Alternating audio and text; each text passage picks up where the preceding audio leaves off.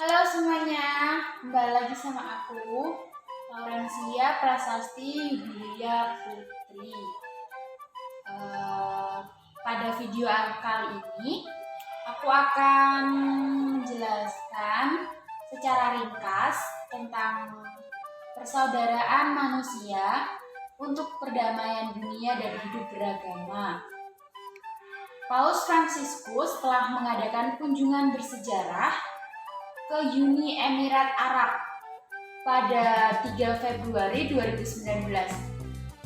Hal ini menjadi tonggak sejarah dalam dialog antar agama dan membuka pintu-pintu untuk pembicaraan tentang toleransi yang perlu didengar oleh seluruh dunia. Paus menegaskan bahwa iman kepada Allah mempersatukan dan tidak memecah belah. Iman itu mendekatkan kita, kendati pun ada berbagai macam perbedaan dan menjauhkan kita dari permusuhan dan kebencian. Kewajiban dan martabat yang telah dipanggil untuk hidup bersama sebagai saudara dan saudari untuk memenuhi kebutuhan dan untuk mengenali nilai-nilai kebaikan, cinta, dan kedamaian. Atas nama orang miskin, orang melarat, orang yang terpinggirkan, dan mereka yang paling membutuhkan. Yang bagi mereka Allah telah memerintahkan kita untuk membantu sebagai tugas yang dituntut dari semua orang, terutama orang kaya dan berkecukupan. Atas nama orang-orang yang telah kehilangan keamanan, kedamaian, dan kemungkinan untuk hidup bersama karena menjadi korban kehancuran malapetaka dan perang. Atas nama persaudaraan manusia yang merangkul semua manusia untuk menyatukan mereka dan menjadikan mereka setara. Atas nama persaudaraan ini yang terkoyak oleh kebijakan-kebijakan ekstrim dan perpecahan. Deklarasi ini yang berangkat dari pertimbangan dalam atas realitas kita dewasa ini dengan menilai keberhasilannya dan dalam solidaritasnya dengan penderitaan dan bencana dan malapetaka. Meyakini dengan teguh bahwa di antara penyebab utama dari krisis dunia modern adalah ketidakpekaan hati nurani manusia. Penjauhan dari nilai-nilai agama dan individualisme yang tersebar luas disertai dengan filsafat materialistis yang mendewasakan manusia dan memperkenalkan nilai-nilai duniawi dan material sebagai pengganti prinsip-prinsip nasional tertinggi dan transcendental. Sejarah ini menunjukkan bahwa ekstrim agama, ekstrim nasional, dan juga intoleransi telah menimbulkan di dunia, baik itu di timur atau barat, apa yang mungkin disebut sebagai tanda-tanda Perang Dunia Ketiga yang sedang berlangsung sedikit demi sedikit. Tanda-tanda ini telah mulai tampak menyakitkan, seperti dalam situasi di mana jumlah persis korban dan para janda dan anak yatim tidak diketahui. Hal ini menyebabkan krisis bencana yang telah menimbulkan korban di berbagai negara. Terlepas dari sumber-sumber daya alam dan sumber daya orang muda yang menjadi ciri bangsa-bangsa ini dalam menghadapi krisis seperti itu, yang mengakibatkan kematian jutaan anak-anak akibat kemiskinan dan kelaparan, ada kebungkaman yang tidak dapat diterima di tingkat nasional. Tujuan pertama dan terpenting dari agama adalah percaya pada Allah, untuk menghormatinya dan untuk mengundang semua perempuan dan laki-laki untuk mempercayai bahwa alam semesta ini bergantung pada Allah yang mengaturnya.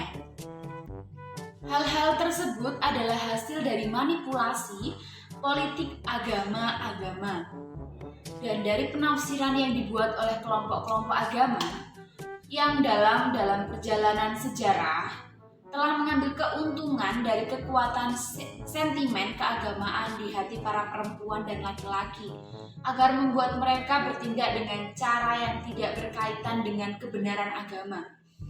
Hal ini dilakukan untuk mencapai tujuan yang bersifat politis, duniawi, dan picik. Karena itu kami menyerukan kepada semua pihak untuk berhenti menggunakan agama untuk menghasut orang kepada kebencian, kekerasan, ekstrim, dan fanatis buta, dan untuk menahan diri dari menggunakan nama Allah untuk membenarkan tindakan pembunuhan, pengasingan, terorisme, dan penindasan. Dokumen ini selaras dengan dokumen internasional sebelumnya yang telah menekankan pentingnya peran agama-agama dalam membangun perdamaian dunia, menjunjung tinggi hal-hal sebagai berikut. Yang pertama ada keyakinan yang teguh bahwa ajaran autentik agama mengundang kita untuk tetap berakar pada nilai-nilai perdamaian. Yang kedua, kebebasan adalah hak setiap orang. Setiap individu menikmati kebebasan berkeyakinan, berpikir, berekspresi, dan bertindak. Yang ketiga, keadilan yang berlandaskan belas kasihan adalah jalan yang harus diikuti untuk mencapai hidup bermartabat yang setiap manusia berhak atasnya. Yang keempat, dialog pemahaman dan promosi luas terhadap budaya toleransi. Yang kelima, dialog antar umat beragama berarti berkumpul bersama dalam ruang luas nilai-nilai rohani, manusiawi, dan sosial bersama. Dan dari sini meneruskan keutamaan moral tertinggi yang dituju oleh agama-agama. Perlindungan tempat ibadah, sinagoga, gereja, dan masjid adalah kewajiban yang dijamin oleh agama. Nilai-nilai kemanusiaan, hukum, dan perjanjian internasional. Yang selanjutnya, terorisme menyedihkan dan mengancam keamanan orang, bahkan mereka di timur atau barat, utara atau selatan, dan menyebarkan kepanikan, teror, dan pesimis. Tetapi ini bukan karena agama, bahkan ketika para teroris memperalatnya, ini lebih disebabkan oleh akumulasi penafsiran yang salah atas teks-teks agama dan oleh kebijakan yang terkait dengan kelaparan, kemiskinan, ketidakadilan, penindasan, dan kesombongan. Konsep warga negara berlandaskan pada kesetaraan, hak, dan kewajiban di mana semua menikmati keadilan. Selanjutnya, hubungan baik antara timur dan barat tidak dapat disangkal. Diperlunya bagi keduanya. Keduanya tidak boleh diabaikan, sehingga masing-masing dapat diperkaya oleh budaya yang lain melalui pertukaran dan dialog yang bermanfaat. Selanjutnya, sebuah keharusan untuk mengakui hak perempuan atas pendidikan dan pekerjaan, dan untuk mengakui kebebasan mereka untuk menggunakan hak politik mereka sendiri. Selain itu, berbagai upaya harus dilakukan untuk membebaskan perempuan dari pengkondisian. Itu berbagai upaya historis dan sosial yang bertentangan dengan prinsip-prinsip dan martabat mereka. Perlindungan hak-hak dasar anak untuk bertumbuh kembang dalam lingkungan keluarga untuk memperoleh gizi baik, pendidikan, dan dukungan adalah tugas keluarga dan masyarakat. Tugas-tugas semacam itu harus dijamin dan dilindungi agar tidak diabaikan atau ditolak untuk anak-anak dimanapun dan di belahan dunia manapun. Kemudian selanjutnya perlindungan hak-hak orang lanjut usia.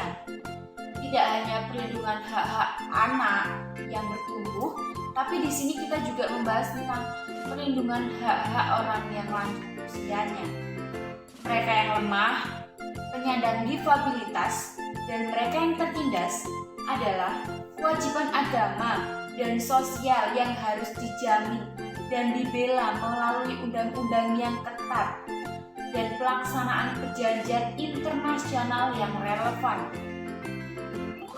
Jadi untuk tujuan ini, melalui kerjasama timbal balik, Gereja Katolik dan Al-Azhar mengumumkan dan berjanji untuk menyampaikan dokumen ini kepada pihak-pihak berwenang, pemimpin yang berpengaruh, umat beragama di seluruh dunia, organisasi regional dan internasional yang terkait, organisasi dalam masyarakat sipil, dan lembaga keagamaan dan para pemikir terkemuka.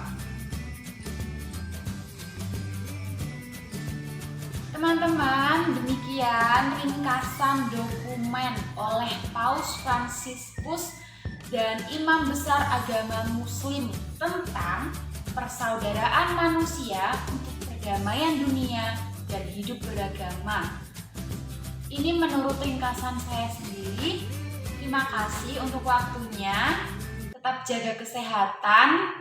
Jangan lupa pakai masker, rajin cuci tangan. Salam sehat untuk kita semua. Terima kasih.